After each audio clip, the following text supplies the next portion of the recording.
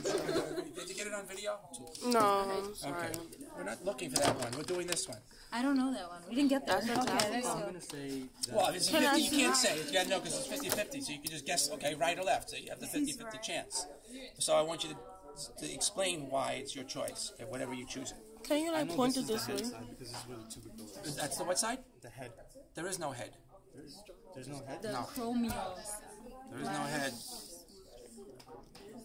There's just an Kept saying, there's just an acromial end, a sternal end, and that's it. There's no head. Well, this is That's sternal the end. acromial No. end. Okay. No, the one with the tubercle is the Okay, here You we guys go. are confusing All right, me. there's the knobby end, right? Doesn't that look knobby? This is flat. The knobby end is the sternal end, so we call this the sternal end. So that's got to be medial, because that's where your sternum is.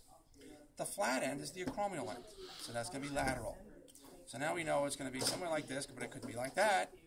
It could be like this or this. So what do? We look for this little guy here. That's called a conoid tubercle.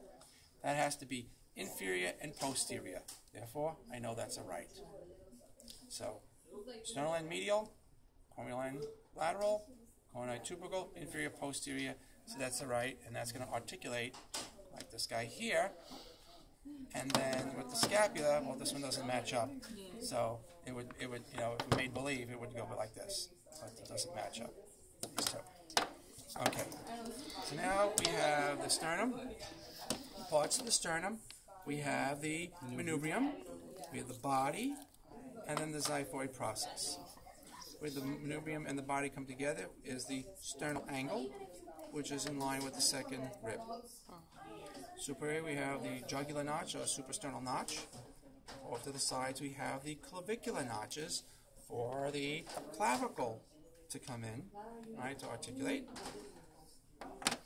We said there are 12 pairs of ribs. 1 through 7 are true.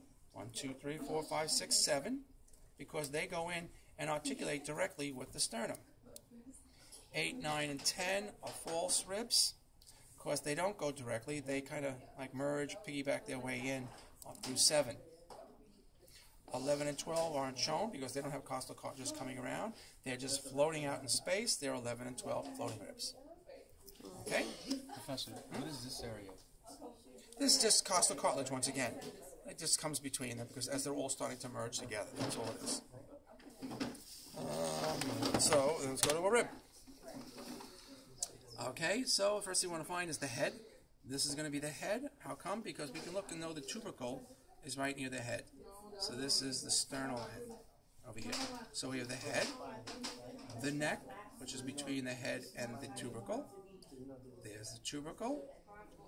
The sharp turn is the angle, and the remaining part is the body.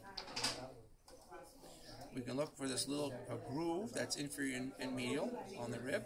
That's the costal groove. The blood vessels and nerves pass around through. Now to identify right from left. Well, the head has to be posteriorly because that's where the vertebrae are. It's going to articulate with the vertebrae. This part is going to be anterior because it's going to, articulate, go through the costal cartilage.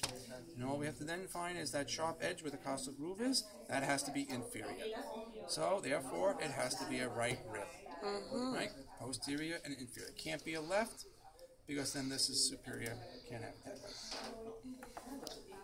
right. Alrighty. Scapula. Alright. So we have the superior border, medial border, and lateral border. I know this is the lateral border because this is the glenoid cavity. That has to face laterally so it can articulate with the head of the humerus. Right? So superior, medial, or vertebral border, lateral border, glenoid cavity.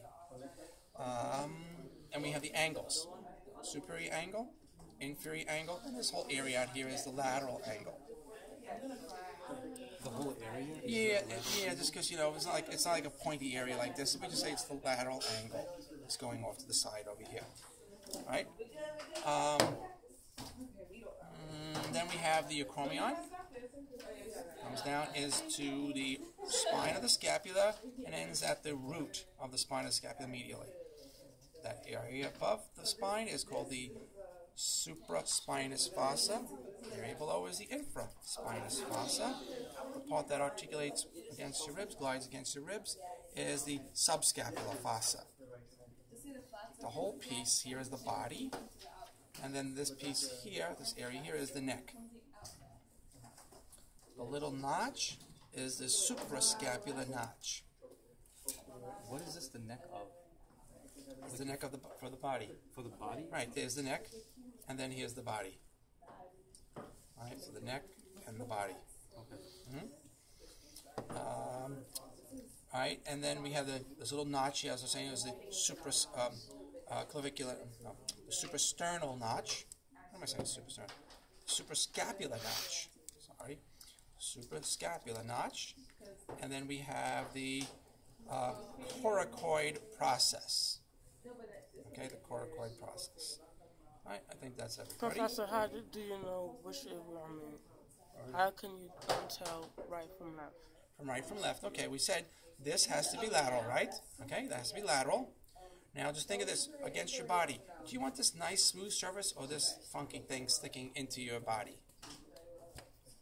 The smooth surface, right? So here we go, and you're going to turn around. So we said the smooth surface has to get against the body, and this has to be lateral. Well, that's inferior, so it's got to be pointing inferior. So it can't be the right. We can't do it this way because that's got to be against the body. So it has to be left. Okay. And lastly, the humerus. We have the head, and this large bony area is which is lateral, is going to be the greater tubercle. The smaller one is the lesser tubercle. Between the two is the intertubercular groove for the bicipital tendon, long head, the tendon of the long head of the biceps. Between those tubercles and the head is the anatomical neck. Just distal to those tubercles is the surgical neck.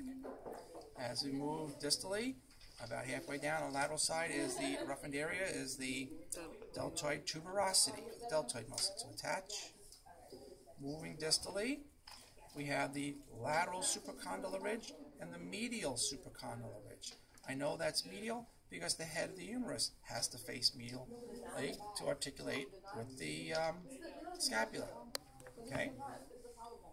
And then we also know this is going to be medial, so that's another way to know it, because the larger bony projection here is the medial epicondyle, and then we have the lateral epicondyle. This whole structure is the condyle. There's two parts of it.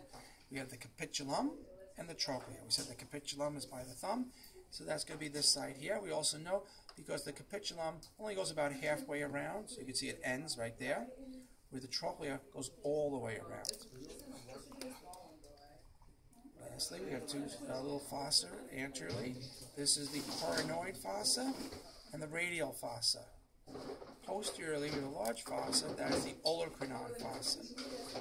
So, we identify this as a left because the head has to be superior, this projection has to be medial, and the olecranon, the large fossa, has to be posterior.